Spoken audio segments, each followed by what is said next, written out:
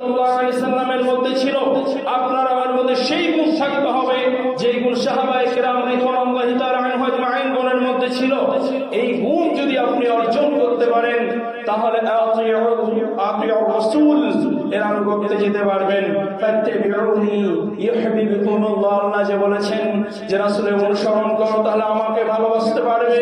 ওয়া ইয়াগফির লাকুম যুনুবাকুম, যখন রাসূলের অনুসরণ করবে তখন আমি তোমাদের গুনাহগুলোকে মাফ করে দেব।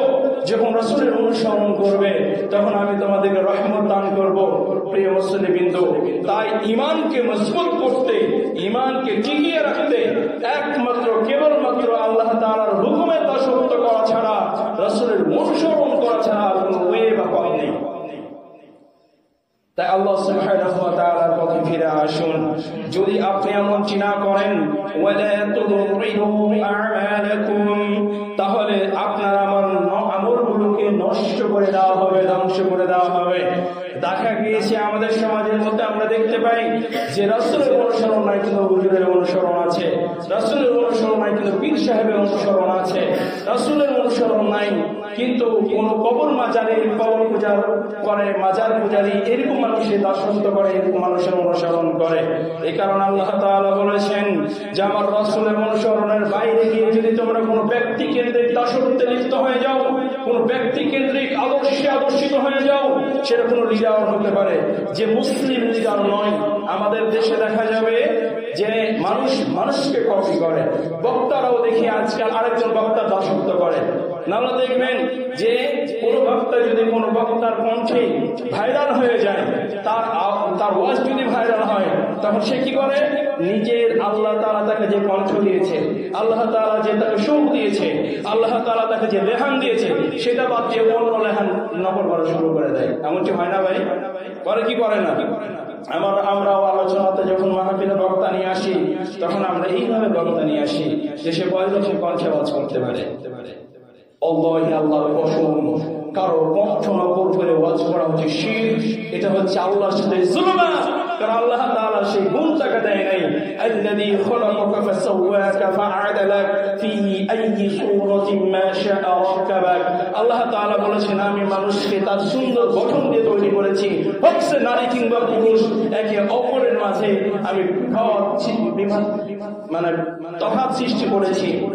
এরপর আল্লাহ তাআলা বলছেন ওয়া মা খলাকাল যাকারা ওয়াল উনসা, আমি নারী এবং পুরুষ সৃষ্টি করেছি যারা তারা পৃথক। নারীর বয়স আলাদা, পুরুষের বয়স আলাদা, নারীর গঠন আলাদা, পুরুষের গঠন আলাদা, নারীদের পোশাক আলাদা, পুরুষের পোশাক আলাদা।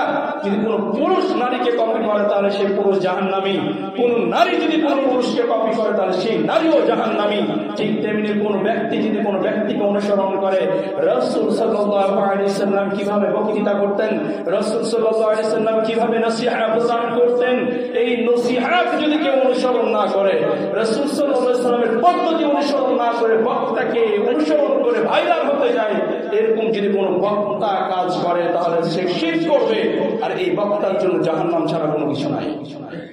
প্রিয় মুসলিমবৃন্দ, এই আয়াতে আল্লাহ তাআলা সেই নির্দেশনাই দিচ্ছেন, আতিউল্লাহ ওয়া আতিউর রাসূল ওয়া লা তুবতিলু আ'মালাকুম। যদি আমার আনুগত্য, আমার হুকুমের দাসত্ব না করে তোমরা যদি কোনো ব্যক্তি কেন্দ্রিক দাসত্বে চলে যাও, কোনো ইউটিউবে দাসত্বে চলে যাও, ফেসবুকে দাসত্বে চলে যাও, কোনো বুকে ক্রিকেট টুর্নামেন্টে দাসত্বে চলে যাও, কোনো ফুটবল টুর্নামেন্টের দাসত্বে চলে যাও, তাহলে ওয়ালা তুবতিলু আ'মালাকুম, আমি তোমাদের সব আমল নষ্ট করে দেব। তুমি হাজি হলেও তোমার হজ বাতিল, তুমি যদি তাহাজ্জুদ গুজারি ব্যক্তি হও তাহলে তোমার তাহাজ্জুদ বাতিল, তুমি যদি সিয়াম পালনকারী হও তাহলে তোমার সিয়াম বাতিল। কোন আমলই আল্লাহ তাআলা গ্রহণ করবেন না যদি আপনি আমি রাসূলের অনুসরণ এবং আল্লাহর আনুগত্যের বাইরে কোনো কাজ করি। প্রিয় মুসলিমবৃন্দ, তাই আমাদের ঈমানকে মজবুত করতে হলে, ঈমানের খুঁটিকে সুদৃঢ় প্রাসাদের মতো নির্মাণ করতে হলে রাসূলের অনুসরণ ছাড়া কোনো বিকল্প কিছু নাই। রাসূল সাল্লাল্লাহু আলাইহি সাল্লাম রাত্রি 1টা-2টার সময় উঠতেন আল্লাহ তাআলাকে সিজদা করার জন্য, আর আপনি তার উম্মত হয়ে 1টা থেকে 2টার দিকে উঠেন খেলা দেখার জন্য, তাও আমাদের খ্রিস্টানদের খেলা দেখার জন্য, ইহুদিদের খেলা দেখার জন্য।